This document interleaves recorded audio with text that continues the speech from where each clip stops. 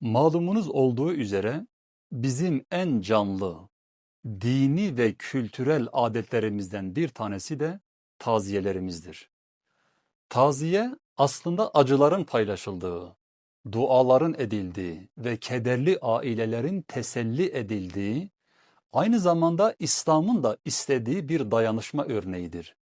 Ancak pek çok konuda olduğu gibi bu güzel adetimiz de abartılı bir hal almaya başladığı için çoğu insanımıza yük olmaya başlamıştır. Özellikle taziyelerde yemek verme adeti ciddi şekilde kardeşlerimizi zora sokmaktadır. Öyle ki bazı kardeşlerimiz sırf taziye yemeği masrafını karşılamak için ciddi şekilde borç altına girebilmektedirler.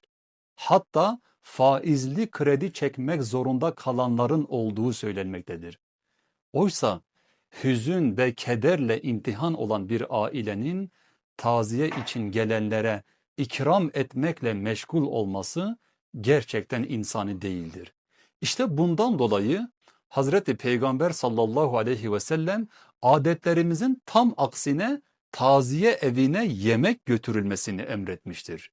Yardımlaşma bu, dayanışma bu ve acıyı paylaşma budur işte. Bazı yerlerde akrabalar, köylüler veya mahalle halkı kendi aralarında para toplayarak taziye sahibine yük yüklemezler. Bu güzel bir şeydir elbette. Ancak bu adetin de bazı sakıncaları var kendine göre. Çünkü pek çok insan vermek istemediği halde sırf mahalle baskısından veya utandığından dolayı vermek zorunda kalıyor.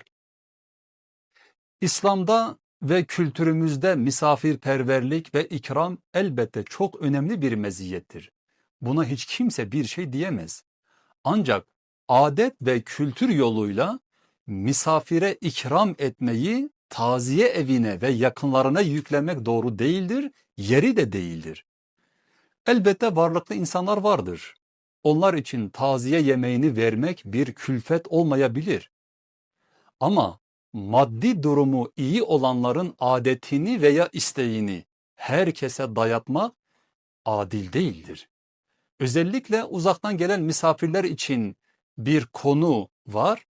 Onlar için de taziye sahibine asla yük yüklemeden bir çorba ikram edilebilir. Ama diğer kardeşlerimizin yemek yemek için taziye evinde beklemeleri ya da özellikle yemek saatinde taziyeye gitmeleri doğru bir davranış değildir. Diğer taraftan sadece teselli amaçlı değil de bir gösteriş yarışına dönüşen taziyelerin de İslam'da yeri yoktur.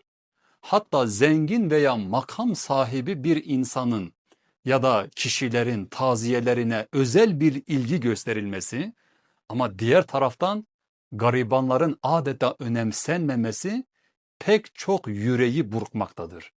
Bu da zaman içinde İslam'ın asla tasvip etmediği sınıflaşmaya neden olmaktadır. Ayrıca taziyelerde teselli ve irşat maksatlı konuşmalar haricinde gündem dışı konulara girmek taziye adabına aykırıdır. Bundan sakınmak lazımdır. Hakikat budur. Ne mutlu hakikata tabi olanlara.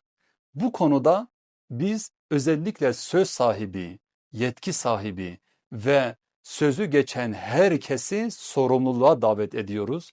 Çünkü bu ciddi bir meseledir. Daha da fazla ileri gitmemesi için bu noktada bir önlem alınması gerekiyor.